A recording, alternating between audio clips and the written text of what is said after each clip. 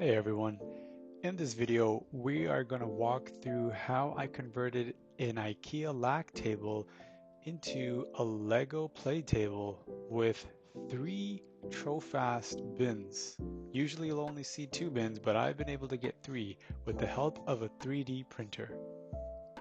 In the past, you've been able to order some IKEA Trofast Rails for free from IKEA's replacement parts site, but they no longer keep them in stock. So this is where I've had to use a 3D printer from our local library to actually get some prints done for us.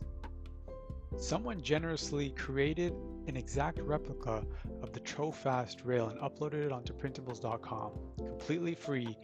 I took this to my local library's makerspace and they were able to make multiple prints for me.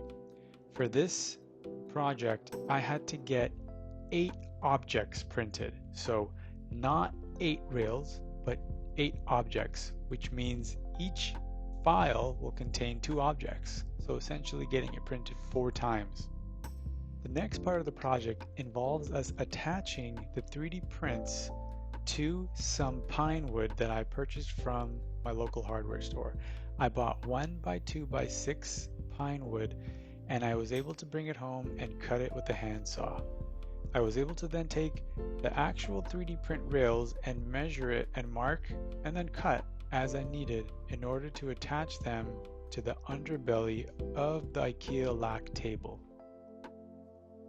So I mentioned earlier we needed to print 8 objects, which technically makes 4 rails, but we have 3 bins. So doesn't that mean we need 6 rails? Well, no. If you look at the side bins, what I did was I actually took 1 rail and I took half of that for each of the sides. I then screwed it into the leg of the table and then used one of the cut pieces of pine wood to fill in the gap so our bins could move in and out smoothly. For the middle bin, I did use 2 full-length rails, which is actually 4 objects. I'll have a full list of all of the parts and materials in the description, including the screw sizes, so you know what to use. And we're almost done. Here you can see the bins moving in and out very smoothly. And just to note, yes, I know the side bins are sticking out a little bit, but that's because of the extra gap the pine wood has added in the middle. Even if I didn't have that pine wood, it would still stick out technically a little bit. So play around with it and see how it comes out for you. On to the base plates. I actually bought a pack of knockoffs on Amazon and they fit incredibly well with the original Lego pieces. I used some hook and loop strips that I purchased from the dollar store and applied it to each base plate.